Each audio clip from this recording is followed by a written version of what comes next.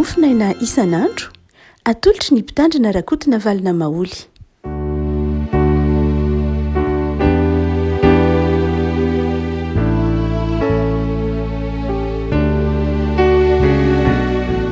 Falemiraba antsika revako malala tratra ity talata fahasivy ny volana janoary ity ny mofinaina voalahatra ao antsika dia ny boky ny Agay mpaminany. Agay toko faharoa. Agay toko faharoa andininy fahaenina ka hatramin'ny andininy fahasivy. Fakitsika amin'ny anaran'i Jesosy. Fa izao no lazain'i Jehovah tompony maro indray makakoa. Raha afaka kelikely dia ampihororoko ny lanitra sy ny tany ary ny ranomasina sy ny tany maina. Ary ampihororoko ny firenena rehetra ka ho avy izay irian'ny firenena rehetra. Ary ho fenoiko voninahitra ity trano ity, hoy Jehovah tompon'ny maro. Ahy ny volafotsy ary ahy ny volamena, hoy Jehovah tompon'ny maro. Ny voninahitra ity trano ity any amparany dia ho lehibe noho ny tany aloha, hoy Jehovah tompon'ny maro. Ary eto amin'ity toerana ity no hanomezako fiadanana, hoy Jehovah tompon'ny maro. Ray masino, manomasinana ny fahamarinana ny teninao ny fahamarinana. Amen. Teo ampanamboarana ny tempoly ny zanak'Israely no tonga ity faminaniany Agay ity. Rehefa miverina avy any amin'ny fahababoana ny zanak'Israely ka tonga tany Jerosalema, tonga tany amin'ny fanjakan'ny Joda, dia samy nanovokofoka nanamboatra ny tranony, ny tanànany. Tsy mora akory ny fanarena-pirenena tao ambadika zany rehefa tateo aoriana ny fahababoana, momba ny fananantany tsy maintsy nalamina, momba ny fifandovana, ny fitanisanany taranaka. Hitantsika hatrany amin'ny bokin'ny Malakisy, ny bokin'ny Ezra zany fandaminana ny fitaovam-pivavahana, fandaminana ny manda, ny sécurité. Mafy be ny nahazo ny zanak'Israely, namerina ny fiainana tamin'ny laony tao aorian'ny fahababoana. Ary dia tanàna nalaozana andritra ny 70 taona zany tsy de mora loatra intsony mamaritra hoe taiza moa mipetraka. Tamin'izany tsy nisy hoe de tena teknôlôjia ohatran'izao iainantsika izao hoe nisy fitaovana nahafahana nandrefy maritany sy ny borne sy ny tahaka izany. Ka dia mafimafy kely nahazo ny zanak'Israely, ary hitantsika eo amin'ny bokin'ny Isaia mpaminany zany fahasarotany zany. Natonga zanak'Israely miteny hoe totra ny nafonao zao Andriamanitra, totra ny nafonao zay satria naverina avy aty amin'ny fahababoana zay nefa ny toerana ahafantaninay dia simba, rava ny tanimboloboka, olo ny tanàna, rava ny manta. Ary dia tao anatin'izany manoloan'Andriamanitra ny Ezra sy Nehemia hitarika ny zanak'Israely hamerina amin'ny laony ny firenena. Rehefa mamerina amin'ny laony ohatran'ny firenena, mamerina ny laony amin'ny firenena ohatran'io moa dia samy manana ny laharam-pamehany rehefa avy eo, samy manana ny maika aminy. Ny maika amin'ny anankiray tsy maika amin'ny anankiray. Ary dia maika tamin'ny olona ary dia izao fanamboarana ny trano fonenana. Ny fieritreretana ny trano fonenana, ny fieritreretana ny fiainan'ny tsirairay amaha olombelona io. Ary dia tavela ilay tempoly. Tavela ilay fanamboarana n'ilay tempoly, ary tao anatiny zany ataontsika hoe fanamaivanana ny fikarakarana ny tempoly zany no nahatonga ny faminaniany Agay ny anteva tamin'ny zanak'Israely hoe hevero ny lalànareo. Fa variana mikaroka zay mahatsapa mampety ny fiainanareo nareo, hevero ny lalànareo. Fa heverina manangona ianareo, mitahiry ianareo, nefa ianareo dia mitahiry ao anaty arona izay loka satria mamafy be ianareo, efa kely ny taominareo, mihinana ianareo nefa tsy voky, misotro ianareo nefa tsy afa-po, mitafy ianareo nefa tsy mafana, ary zay mahazo karama dia mahazo karama tao anaty kitapo loka. Satria nahoana? Satria tsy amboarinareo ny tranon'i Jehovah. Ary dia tao anatin'izany tsika teo no zany fanarenana ny firenena ao anatin'izany ny tempoly no nahatongavany ity faminaniana ity. Ka izay entina mampahiry antsika dia ny tenin'i Jehovah nampitoray ny Agay manao hoe ahy ny volafotsy ary ahy ny volamena. Manamafy an'izany teny zany Andriamanitra eto, ahy ny volafotsy ary ahy ny volamena. Inona moa ny dikan'izany teny zany? amy zanak'Israely raha eo am-panarenana ny tempoly izy hoe any volafotsy ary any volamena.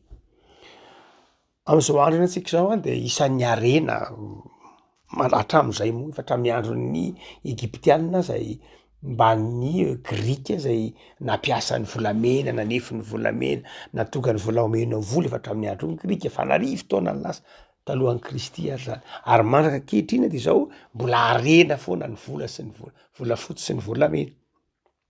Ny firenena mana-tahirim-bolamena betsaka indrindra any amin'ny bankiny any de ny Amerikanina 8,000 tapitrisa taonina mahery ny volamena anatin'ny tahirim-bolan'ny Amerikanina, 3,000 taonina mahery nen'ny Allemand, 2,000 taonina mahery avy nen'ny Italianina sy nen'ny Frantsay. Be de be zany ny volamena eto ambonin'ny tany. Ary mandraka ankehitriny de zao mbola harena foana ny volamena. Inona ary ny dikan'ny tenin'ny tompony hoe ay ny volamena ary ako ny volafotsy? Dikan'izany de zao an'Andriamanitra ny harena, Andriamanitra ny mampanankarena, Andriamanitra ny tompon'ny harena. Tsy ny olombelona ny tompon'ny harena fa Andriamanitra ny tompon'ny harena. Ary satria Andriamanitra ny tompon'ny harena dia mana fahefana Andriamanitra manome zany harena zany ho an'ny olona. Ary amin'ny fijery Hagai de zao manao hoe tia Hagai ho takaritsika de zao manao hoe Andriamanitra ny tompon'ny harena, izy no mifeny harena, izy no manome zay tia no omenany zany, izy no manome zay sahaza no omenany zany. Afaka itsika vanim-potoana ankehitriny de efa namaritra karazana harena vaovao de ny vola taratasy io. Ny vola taratasy io nge itsika namaritra ny hoe ho harena fa raha amy baiboly ny harena de zao ny volamena sy ny volafotsy. Zay no harena. Ary mahatonga antsika diso lalana io eto ambonin'ny tany satria namaritra harena vaovao izay tsy nataon'Andriamanitra isika. De ny vola nke tsy fantatr'Andriamanitra. Nataon'Andriamanitra, ny fantatr'Andriamanitra ho harena de ny volafotsy sy ny volamena sy zay harena nataon'Andriamanitra akibon'ny tany. Fa isika tanatsika nanamboatra an'io vola io ary de nanjary lasa sampy notompotsika le vola zay nataony ny tanatsika. Io taratasy io billet de banque io lasa tonga ankehitriny hoe tonga carte bancaire io lasa isan-karazany. Misy ara moa de bitcoin isan-karazany, ireny karazana ataontsika hoe vola fampiasa amin'ny tambajotro isan-karazany rehetra ireny. Dia ireny rehetra ireny dia izay manjary topoin'ny olona. Afaka malala inona ny toe-tsainy tiany Hagai ho takaritsika? Ny tiany Hagai ho takaritsika de zao an'Andriamanitra ny zavatra rehetra.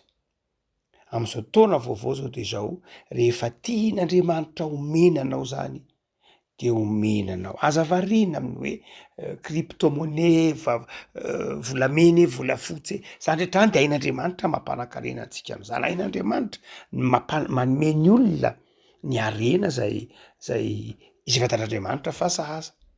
Fa katsao aloha ny fanjakan'Andriamanitra. Zay ny bokin'ny Hagai mpaminany. Katsao aloha ny fanjakan'Andriamanitra. Hevero ny lalànareo de zao jereo aloha ny an'Andriamanitra fa omen'Andriamanitra anao ihany ny harena sy zay rehetra sahaza ho anao rehefa tian'Andriamanitra omenanao zany. Zay ny dikany voalohany hoe ay ny volafotsy ary any volamena, Andriamanitra mampanankarena, Andriamanitra ny manome ho an'izay sahaza.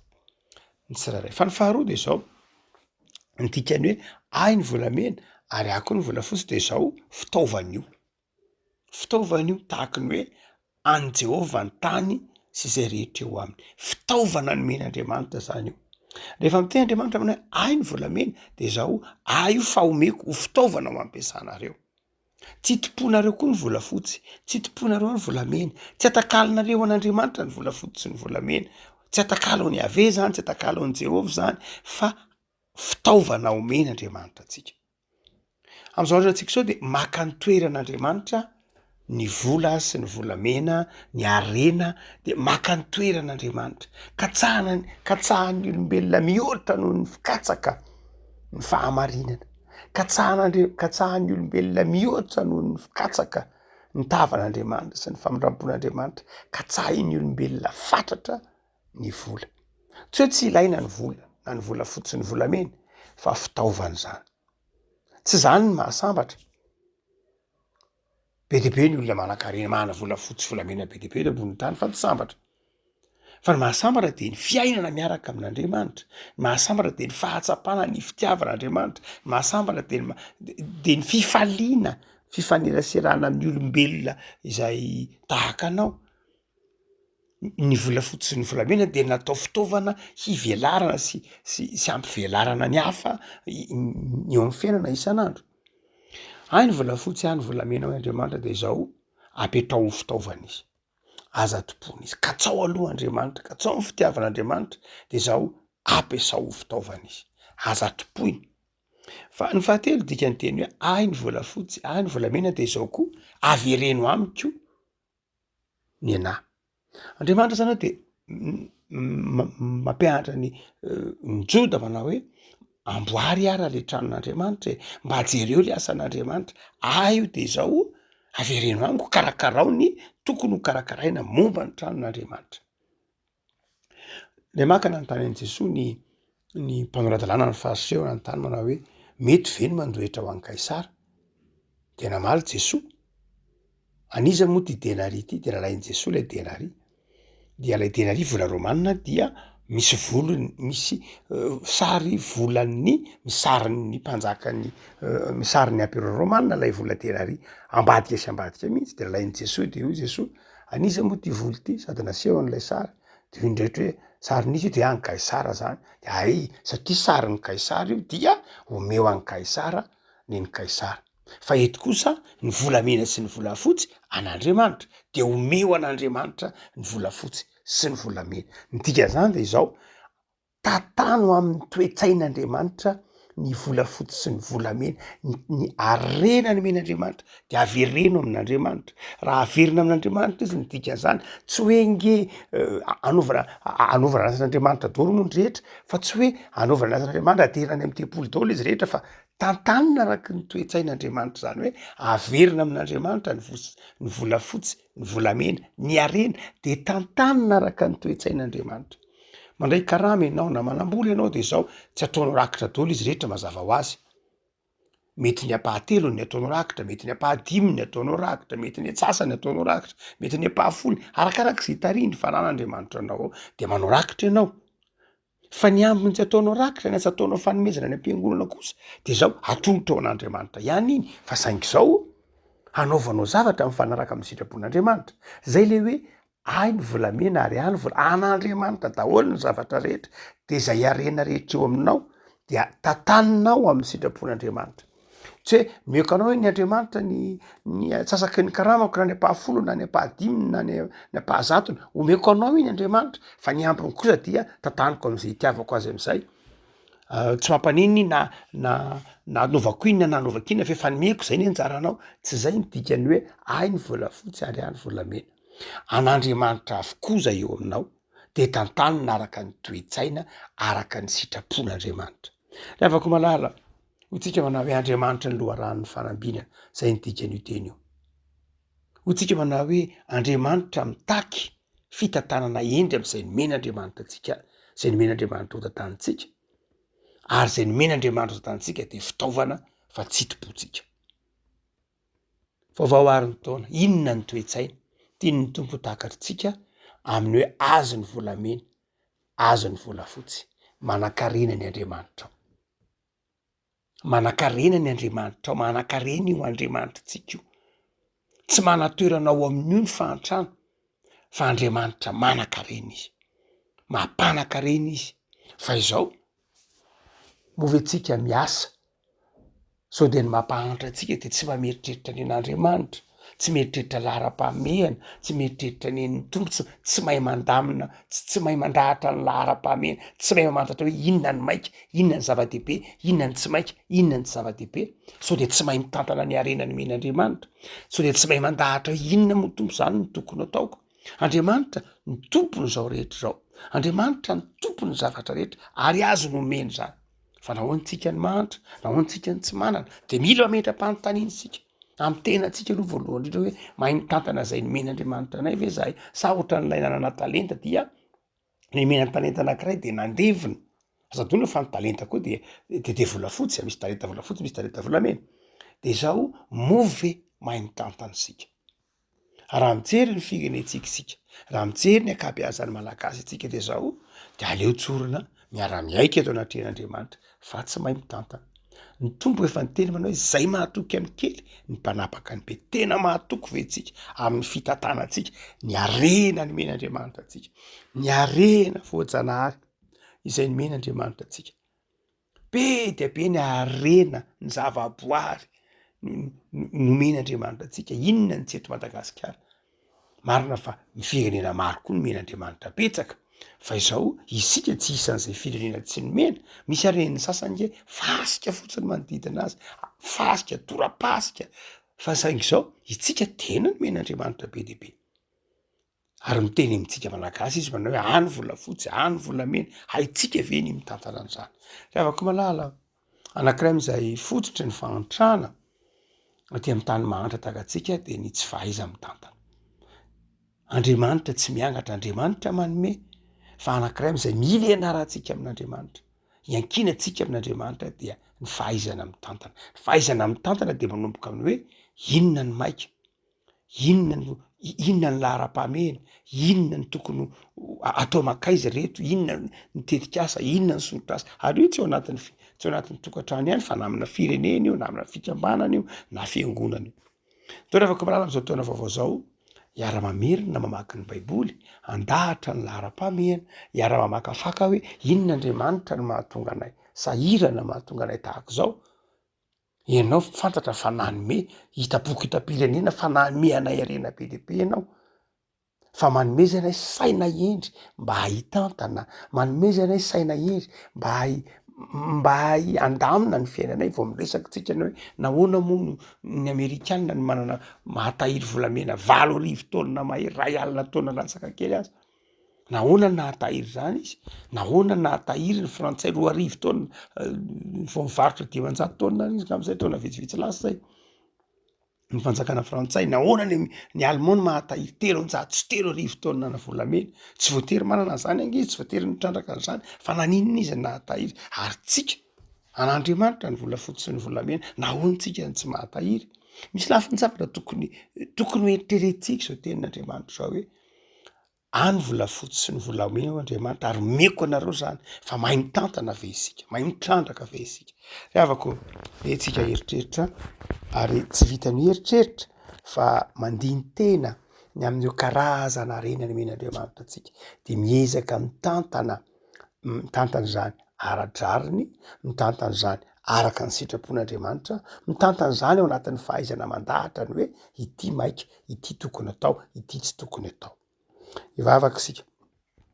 Tompo sotranao zahay fa am'izao taona vaovao zao de Andriamanitra tompon'ny zavatra rehetra no anehoanao aminay fa fitiavana ianao. Andriamanitra mitantana zao rehetra zao, anao ny volafotsy, anao ny volamena, anao ny arena zay rehetra misy eto amin'ity zao tontolo zao ty. Saingy indrisy tompo fa tsy mahay mitantana izahay. Tsy mahay mitantana izahay satria tia tena.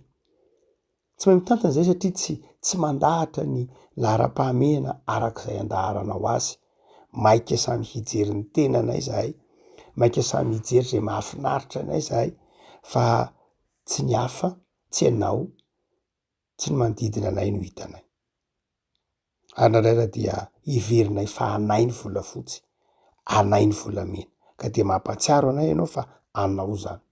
Misaotra tompo fa nitaonanay anao andiny tena, ahitantana zay nomenao anay, andiny tena ahy andamina ny fiainanay hifanaraka amin'ny finoanao fa ianao Andriamanitra de mampanankarena sy mampanitra. Vavaka azy ray tompo am'izao taona vaovao zao, misaina endry mba afaka hitantana ny talenta ny fanomezam-pahasoavana nomenao anay. De manampy anay tompo, hiala amin'ny fotaky ny fahantrana, manampy ny firenenay mba hanany fahazavan-tsaina ahafahanay mitantana ny arena nomenao anay, na ny volafotsy na ny volamena na ny arena voajanahary na ny olombelona na ny tanety na ny tendrombohitra na ny lohasaha de omeo anay ny fahazavan-tsaina tompo ahaizanay mitantana zany araka ny sitraponao de tahiriza taona vaovao zahay omenao anay zao ampona ianao amin'ny fifaliana ary anananay fanantenana fa anao ny zavatra rehetra ary omenao zay rehetra mahatoky sy zay rehetra miankina aminao zany ny saotra Jesosy. Amen.